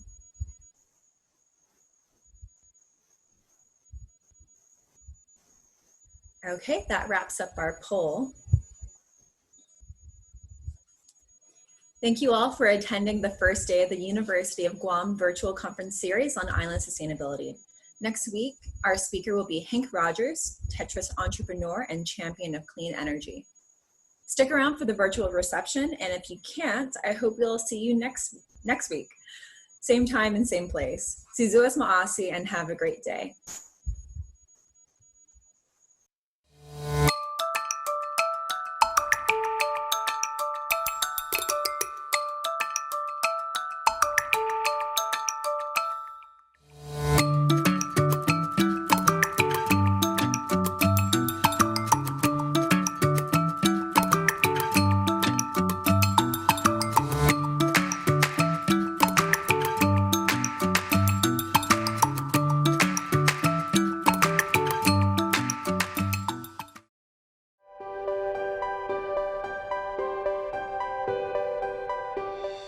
Half a day. Half a day. Half a day. Half a day from the University of Guam Center for Island Sustainability and Sea Grant Program. As our island faces the COVID-19 pandemic, we need to adhere to guidance and updates from the Joint Information Center and the Centers for Disease Control. Stay home as much as possible. But if you must go out, maintain strict social distancing and wash your hands often. With limited food supplies and income for families and individuals, it is especially important to practice sustainability. When the time does come for one person out of your household to go out and replenish food supplies, try your best to support local farmers and businesses. Sanitize your reusable bags before and after shopping. After using personal protective equipment, please properly dispose of them so that we can protect our land and our sea. Wash and disinfect any reusable mask and gloves. Plant fruits and vegetables at home to increase your food security. You can start by planting the ends of lettuce, green onions, and pineapples. with permission, safely obtain plant cuttings and seeds from your neighbor's yard. Open your windows at home. Enjoy the island breeze and sunlight to reduce air conditioning and lighting usage. Use this time to connect with your friends and family who you haven't spoken to in a while. Maintaining personal relationships is important for your mental, emotional, and physical health. Sizurus Maasi. To all first responders, staff, and volunteers working on the front lines during this turbulent time. Stay safe and healthy. And stay home. Together, let's grow a sustainable future for our island. We will be more resilient to any global challenge that may come our way.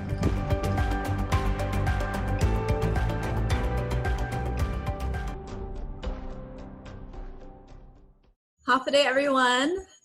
It looks like we still have 150 people hanging out for the reception. I'm looking through the participants list and I'm seeing a lot of people I know. Hafa Day friends. Lots of folks from Guam.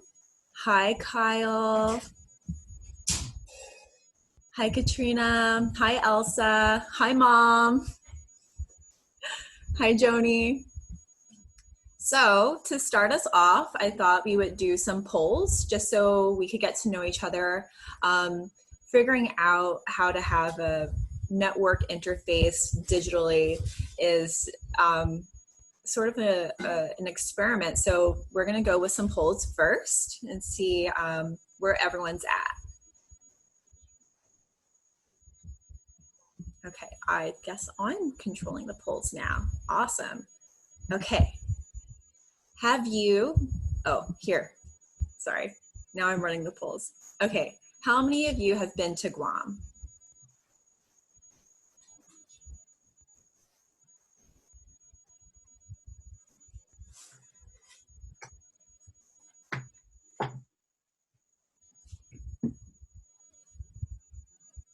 Okay, it looks like we have 86 people responding, with most people currently living here.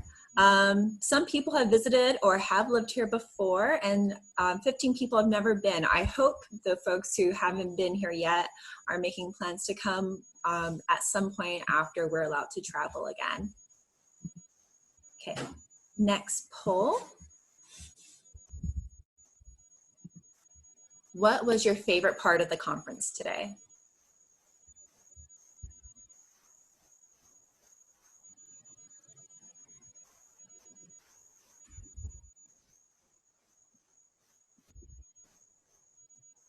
The opening panel was really great. I really liked seeing the conversation between the governor and the president of UOG. We've got to work together a lot recently with our Guam Green Growth Initiative, as well as planning the conference. And I'm really glad we were able to get a solution for having a conference during this pandemic. It's great that lots of folks like the Local2030 panel. Someone said they like the Emcee. I bet that's my mom. Thanks, Mom. And most people said all of the above. Okay. Let's see. Just to see where people are at, distributed around the world, what meal time is it where you're at? It's 10:45 on Guam, so I don't know if it's breakfast or lunch. I should have put in between times, but I guess if you're an early riser, it would be your lunchtime now. And if you just woke up just for this, it's probably still breakfast time for you. Oh, we have one person who is in midnight snack time zone.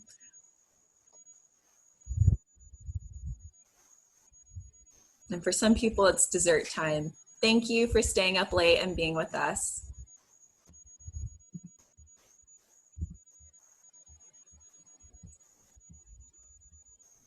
Okay, for most people, it's lunch. Now, for this question, what kind of Zoomer are you? Are you the one walking around the house with your phone or your laptop or tablet? Do you just wake up just for this? Do you never use the camera? Are you the one who is always picking up your babies or your cat? Are you acting silly to lighten the mood? That's usually me. Or do you still not know what Zoom is and you're just wondering how this is working?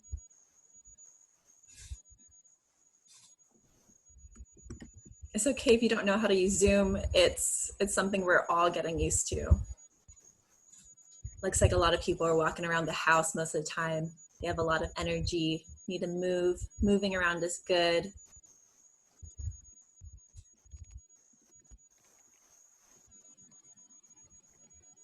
We got some silly people and some people who like to show off their pets and kids. I like being on Zooms with those people.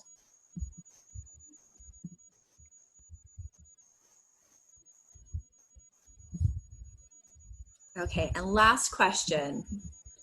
What issues are you addressing related to island sustainability and resilience? Are you more focused on social and economic inequalities, clean water and food security, climate change, natural resource management, public health or education, sustainable energy, industry and infrastructure, sustainable business models and economic growth, urban planning and design, or partnership building and international relations? This might be my favorite poll because it's so diverse. Everyone is saying something different and it's a pretty even spread. Not so much with industry and infrastructure and urban planning and design, but those sectors are really important for having a holistic approach for incorporating sustainability into our lives, into our everyday.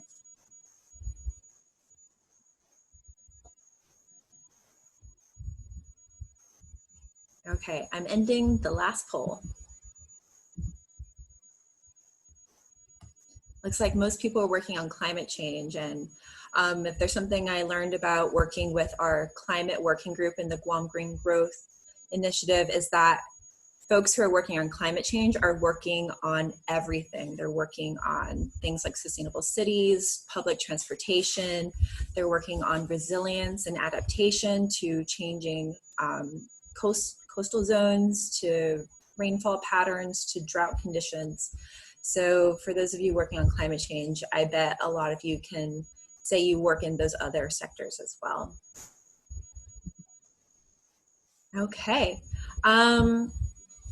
Is there anyone who wants to jump on the video and say how they've liked the conference? Feel free to type something in the chat box and then we'll get our staff to put you on. First, we'll read a comment from Rita Pangilinan Nauta.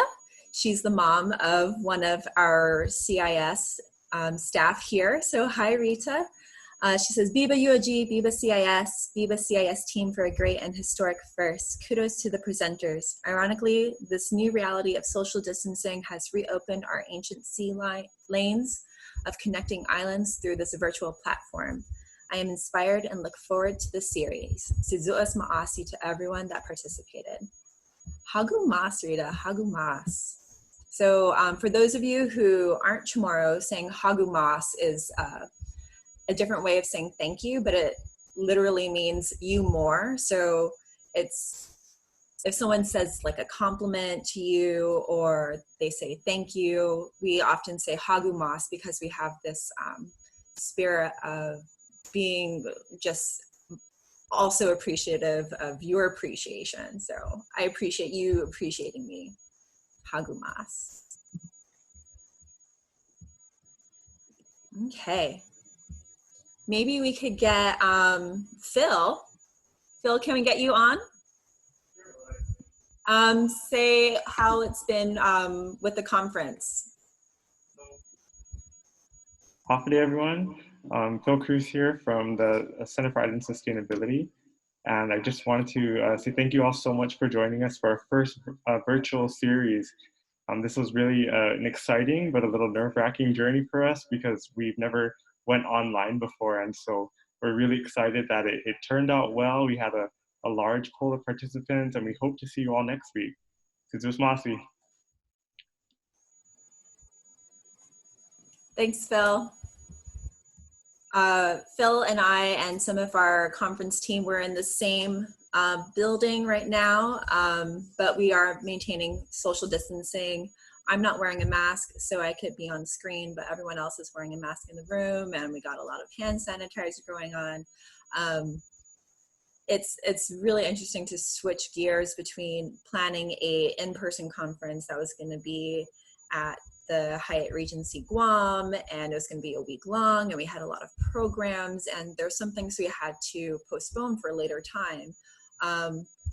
Thankfully, we've had a lot of our speakers who are still interested in presenting their ideas and the work that they're doing.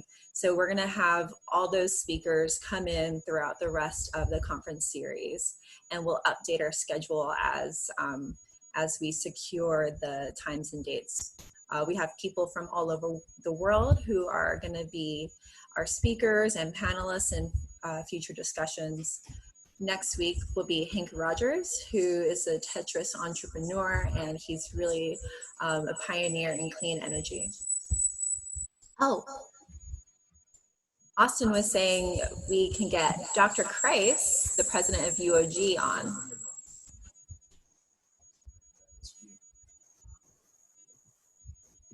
Greetings again. Yes, this is great. Really well done. Even all the technological elements were very well managed. So yeah, thank you for putting this together. I love the geographical distribution of the participants and the speakers.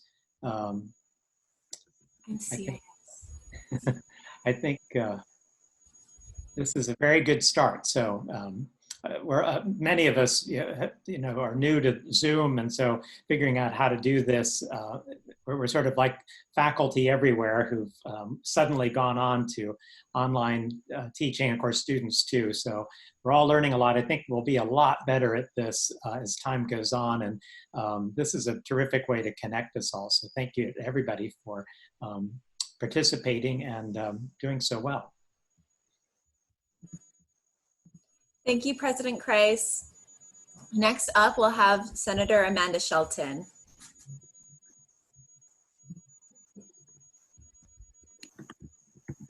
Hi, Amanda. Oh, she's, can we unmute Amanda? I think I got it. Can you hear me? Yes, we can hear you now. Hafa Lauren, and Hafa everyone at CIS and all of the presenters, and Dr. Krise, nice to see you again. This is great, and really congratulations to CIS for pulling this off. This is the best Zoom meeting I've been on so far, and I've been on quite a few. We tried it out at the legislature yesterday as well, so I guess all of us are moving forward together, and it's really quite something to see. But I think it speaks to what you guys do at CIS, which is your call to be innovative, and this is just another way that you're pulling through with that. I was really glad to hear all of the presenters today, and I'm looking forward to the conversations ahead and knowing how we as policymakers in the Guam legislature can help implement some of these goals and provide policy that will support what we want to do together as an island. So Seduas Masi, everyone, and looking forward to all of the series coming up. Thanks, Amanda. It was great to hear from you. Just in case you don't know, Amanda and I went to high school together. We were different ages, but we also went to elementary school together. And so it's nice to see her career path grow, and that we could share similar values about sustainability on our island. Absolutely. Lovely to see your career too as well. Thank you. Thank you. So next we'll have Sammy Babauta. She is a CNMI Obama leader. Hi, Sammy, are you there? Yeah, can you hear me? Yes, Hafa Day. Hi, Hafa Day from Saipan. And yeah, I must say this is an awesome Zoom presentation. Maybe you guys can send a fact sheet or something that can help us that want to do similar things in our organizations, tips for how you did it so smoothly. So thank you again for such a wonderful morning. So just to share a little bit from the CNMI. So in the CNMI, we've seen a lot of families begin to try to sustain their own food systems by starting backyard gardens, being more interested in raising chickens. There was like a viral Facebook post yesterday about how to have a healthy chicken farm. So that's interesting. Even as far as baking your own bagels at home because of grocery store limitations, whether that being a fear of going to the store or shipping delays and restocking delays and stuff like that.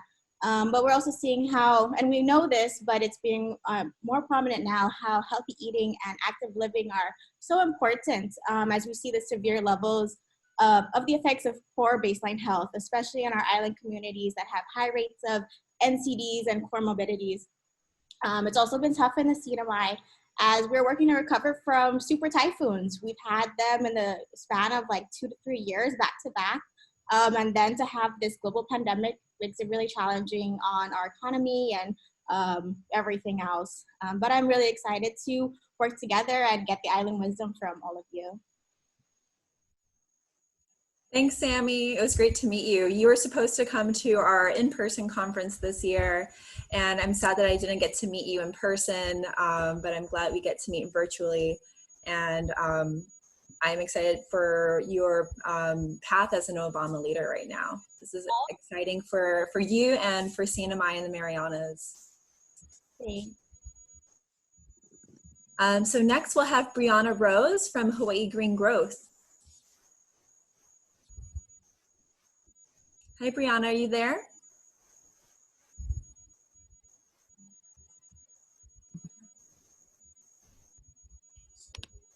Oh, Hi Brianna? there, can you hear?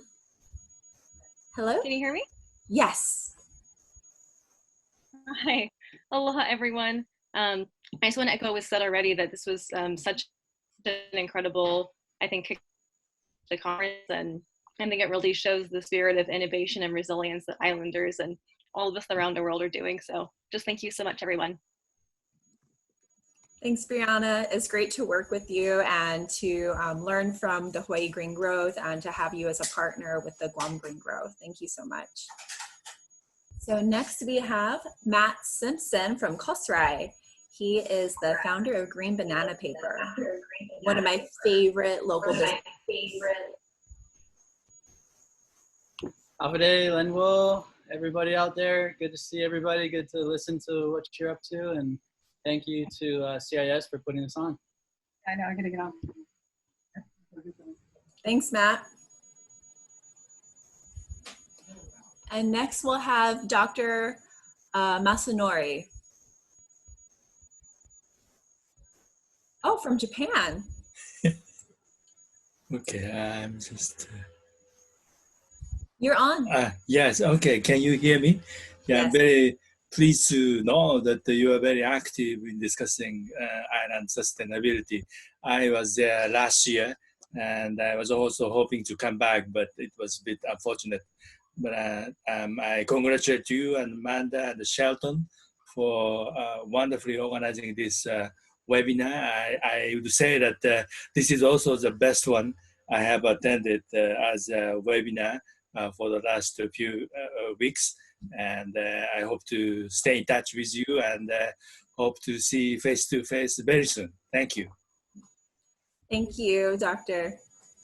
And next up we have Senator Sabina Perez. Good morning. Oops. Hello? Hi, can everybody hear me? Yes. I just want to say good morning, Hafade, aloha. Yeah, I'm glad to be a part of this community, and I hope to see more. I really encourage that we continue to do this, even though we can't see each other face to face. You know, I think what really resonated with me is that, you know, about what the Lieutenant Governor spoken about is developing partnerships. And, you know, when we look at today's, you know, food situation here on Guam, we're seeing a lot of impacts to our farmers. They've lost their crops due to the shutdown of many businesses. And I think, you know, it's nice to see certain members in our community, such as the Guahan Sustainable Culture, that's really trying to make those connections and building those networks that are really needed at this time. And, you know, I really would like to encourage, you know, our government to really take that example and replicate that even further. So I'm looking forward to more of these partnerships and, you know, seeing what works for our different islands. And, I think, it's great to see that, UOG is reinforcing this idea of what their plan was is, as a hub for Oceania. And, I think, we've always been connected, and it just, we're reminded of the fact that, we need to build upon this community. So I do look forward to more conversations and developing this community further. So thank you very much. Looking forward to speaking to all of you. Thank you, Senator Sabina. It's been great working with you too in the Guam Green Growth Working Group team on climate action. I love that the senators and the government office both have teams that are working on climate change solutions. So thank you so much for your work in that regard. And next up, we have Elsa Dumlanare. She is Associate Director of CIS. Hi, Elsa, are you there?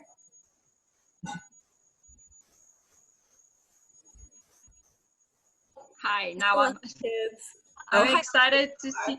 Hi, half a day. I'm excited to connect with everybody and that the conference was able to go on, virtual. And during this pandemic, I've been noticing people growing vegetables in their garden and go out in nature more.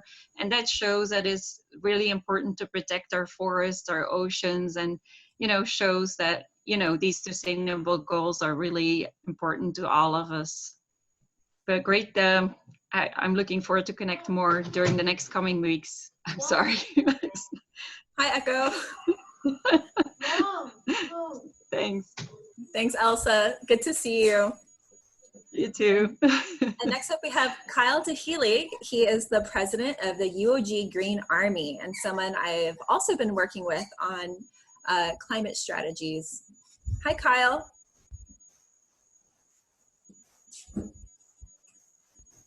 Kyle, are you still there? Can you hear me? Hey. Hi, I just want to say hi to everyone. I've been working with Lauren and part of the Guam Green Growth Working Group, and I just think that it's a really great time to be working with other people and trying to really get our plans into motion. So I'm really excited for everything that has yet to come. Awesome. Thanks, Kyle. It's good to see you. And next up, we have Dr. Terry Schaefer from NOAA in DC. Hi, Terry. Hello. My connection here is with Austin, and he has been very, very much involved with the Guam Sea Grant program in our relationship with Korea. And through the JPA, what's called the Joint Program Agreement with Korea through NOAA and the National Oceanic and Atmospheric Administration, who I work for. And so Austin has been a very great partner working with Hawaii Sea Grant and others and working with Korea to come up with a lot of really local applications through our Sea Grant program. One of the areas we're working on right now is really how we are going to respond and to sea level rise in coastal areas. And of course, that's of great importance to island communities. And so joining this was a great opportunity to see what is going on in Guam. I've not been to Guam. Austin has invited me for a number of times, and I really hope I will be able to come in the near future. But this has been a great conference. I want to congratulate all of you for a very well done job, considering trying to put this on Zoom. Thank you so much, Terry. And I had the honor of living and working in DC for NOAA during my Canals Fellowship last year, and I nearly got placed in your office, and it would have been great to work with you. Your office does a lot of amazing things, and I'm glad that even though you couldn't make it to Guam for the conference or haven't been to Guam, that you're able to interact with us in this platform. So thank you for participating. Next up, we have Sefa Munoz. Hey, Sefa. She is our sea turtle biologist who's now studying her PhD program in Hawaii. Hi, Sefa. Hi, half a day, aloha kako. I missed you guys over there at UOG, the University of Guam family, Sea Grant family. You guys did a great job. This is just wonderful. And you know how you guys were able to transition into a virtual conference. So kudos to you guys. Hello, everyone in different parts of the world. I just wanted to make a comment that, you know, I guess the environment has been changing, you know, with us scaling back on our activities outside, like with, you know, our emissions of carbon. So, you know, I hope that society sees this as an example that, hey, maybe we should scale back on what we do in our everyday living in order to accommodate for our environment. But yeah, so let's inspire hope. Thank you guys. Hagumas. Yeah, it's going to be so interesting to see the data that comes out on, you know, how quickly our atmosphere is responding to these decreasing emissions. So next we have Dr. Carlos Madrid, sorry. Dr. Carlos Madrid, Director of MARC.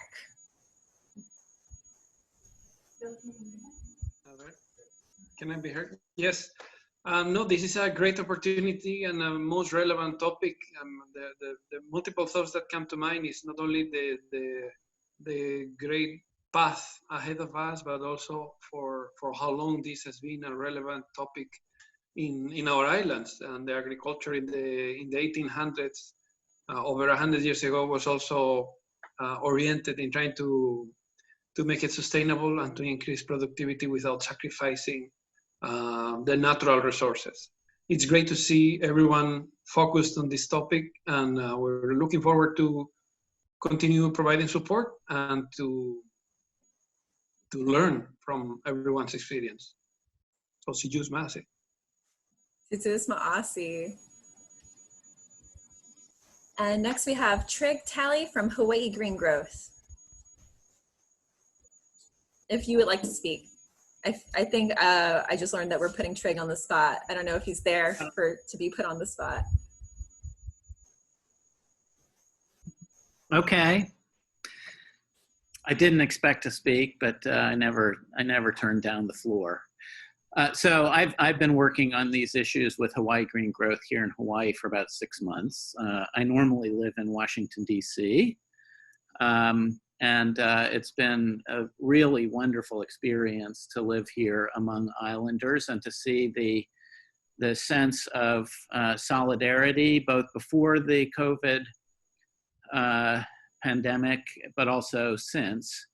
And I think one of the things that is so interesting and inspiring to me is how Hawaii and Guam and others have been inspired by the 2030 goals, but have really embraced a local framework for setting their own goals and implementing their own goals through really quite robust frameworks. And, you know, I think the challenge of the UN Sustainable Development Goals is getting them to be locally owned on the one hand, and also sustainable on the other, so that people continue to see these longer term goals as beacons that can help them to develop in a way that is beneficial to their people. And I think there are really some very, very innovative solutions coming out of this part of the world that they're not only useful for other islands, but really not,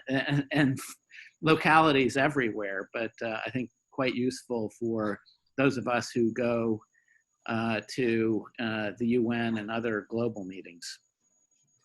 So thanks. It's been really exciting to be part of this. Thanks, Trig. Yeah, just that was a great perspective of how we might have solutions here in the islands that might be applicable outside of the islands, and it's important to share that information in case people in temperate regions or other zones just didn't know or didn't think about implementing those types of ideas. So next we have Dr. Mike Gowell. Hi, Mike, how are you? Oh, hi, Lauren. I'd like to congratulate everyone on successfully continuing the conference. in spite of all the difficulties we're facing, and it's worked out quite well. I'm looking forward to the next sessions coming up too. And I'd just like to thank everybody for their participation and encourage more to take part. Thank you. Thanks, Mike. It's good to see you. And next we have Dr. Kirk Johnson from UOG. Hello, everybody. I didn't expect to speak. I was just putting some comments in the chat. Sorry. I'm enjoying sitting out in my yard, like somebody said. I think it's COVID-19 has brought people out into the environment more and enjoying the kind of spiritual energy that we get from being outside. Working in our gardens at sunrise every morning, at sunset every evening, spending time with family outside has been just incredible. And really, I want to thank CIS, the Center for Island Sustainability, and the University of Guam for continuing this effort, even in this difficult time. It's brought people from around the world together, and I would never have the experiences I've had in my office, as I do sitting outside under the mango tree and trying to avoid falling mangoes. So that's a kind of a nice thing that we're experiencing at this time. So thank you guys. Thanks very much. Thanks, Dr. Johnson. It's great to hear from you, and lucky you and your mangoes. It's almost fully mango season on Guam. We're probably in the beginning stages of it. So it looks like we're about to wrap up, and I want to invite Celeste Connors from Hawaii Green Growth to make some closing thoughts.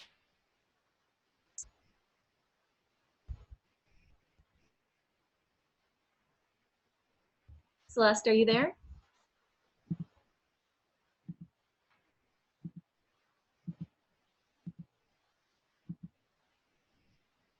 Can you hear me? Yes. Yeah, sorry, I did not have control.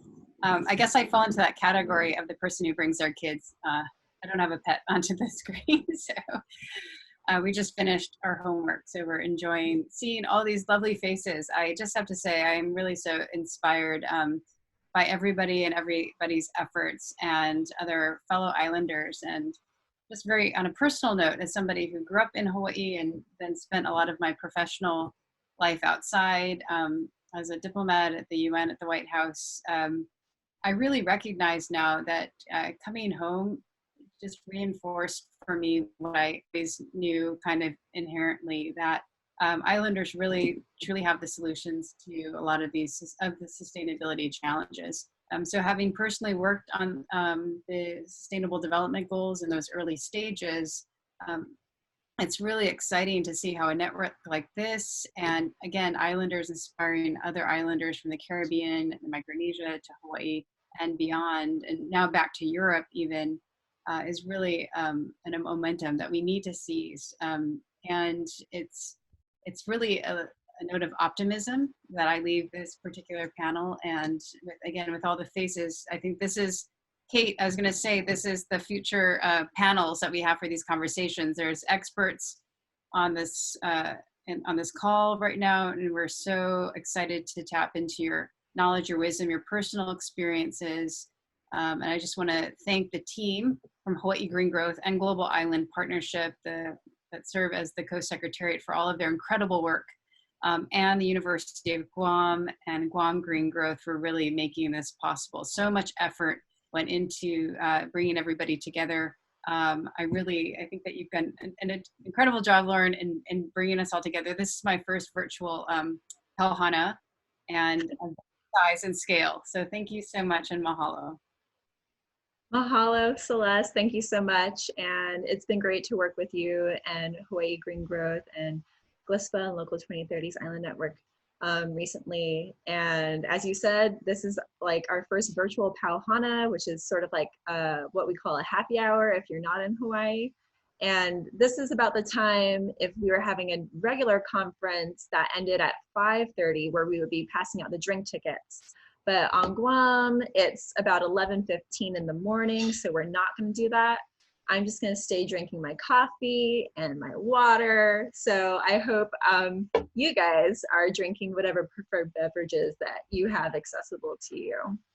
Anyways, that's wrapping up our virtual reception. So it's so great to have you all in the room, and so great that you attended our conference today. And I hope to see you next week. Si Zuas Ma'asi.